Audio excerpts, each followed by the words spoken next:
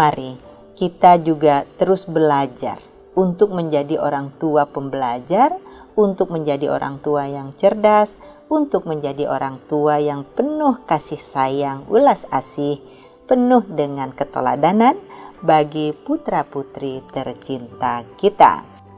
Ucapan lemah lembut, ucapan penuh kasih sayang tentu akan dapat mendorong tumbuh kembang anak yang semakin berbahagia, tumbuh kembang anak dengan penuh percaya diri, tumbuh kembang anak menjadi pribadi yang unggul, yang memiliki sopan santun, yang berjiwa kesatria, rendah hati, suka menolong, dan sifat-sifat unggul lainnya. Sebaliknya, apabila sering terpapar dengan toxic words, kata-kata beracun, anak bisa bertumbuh dan berkembang menjadi pribadi yang tidak baik, pribadi yang merusak, yang pada ujung-ujung akhirnya pun akan menyulitkan kehidupan bapak ibu dari putra-putrinya sendiri.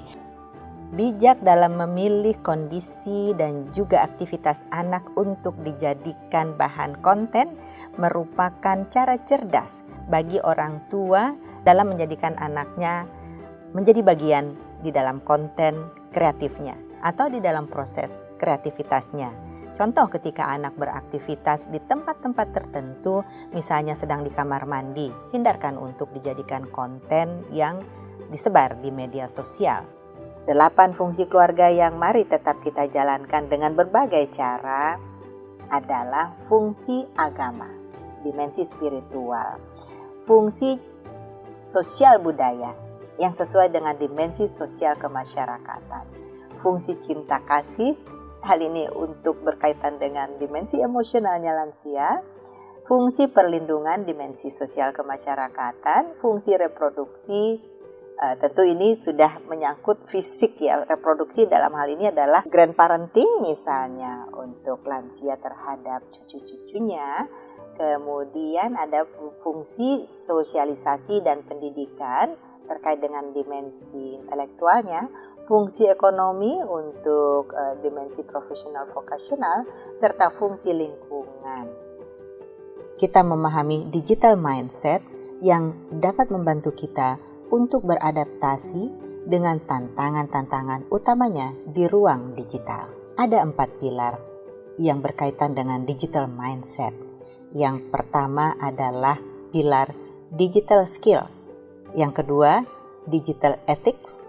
Yang ketiga, digital safety. Dan yang keempat adalah digital culture.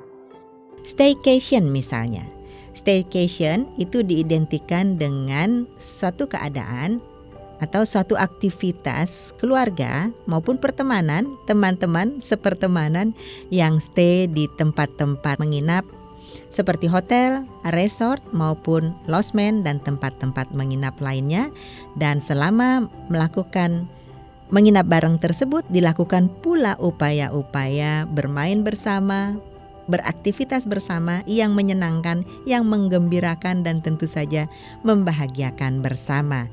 Melalui aktivitas staycation semacam ini tentu pemenuhan hak-hak anak diantaranya adalah hak berekreasi dan juga hak mendapatkan kebahagiaan, mendapatkan situasi yang menyenangkan, ini dapat terpenuhi. Tren membawa bekal kembali.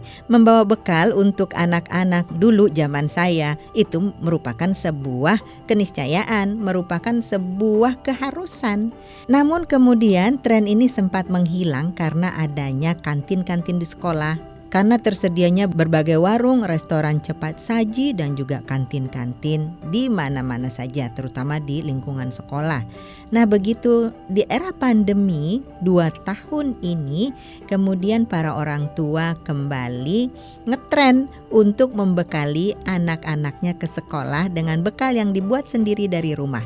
Di samping higienis tentunya, tentu saja menunya bisa dibuat beragam dan juga disesuaikan dengan selera anaknya masing-masing. Sahabat keluarga, tren untuk memberikan bekal ke sekolah kembali dengan sajian yang lucu-lucu, yang menarik, yang membangkitkan selera makan anak, ini juga salah satu bentuk pemenuhan hak anak, hak gizi, hak tumbuh kembang, hak sehat bagi anak-anaknya. diharapkan keluarga-keluarga dapat menumbuh kembangkan nilai-nilai kepedulian, nilai-nilai untuk berbagi, peduli dan berbagi. Dengannya, maka setiap anggota keluarga dapat memiliki nilai-nilai kehidupan yang baik, nilai-nilai kehidupan yang mulia. Ketika dia berada di luar rumah, dia pun dengan sikap peduli dan berbaginya itu dapat menjadikan suasana di sekitarnya menjadi lebih baik, menjadi peduli, masing-masing menjadi peduli dan bisa meningkatkan kepedulian-kepedulian yang dibutuhkan oleh sekitarnya. Bahwa di dalam setiap keluarga ini penting, artinya kehadiran orang tua secara utuh.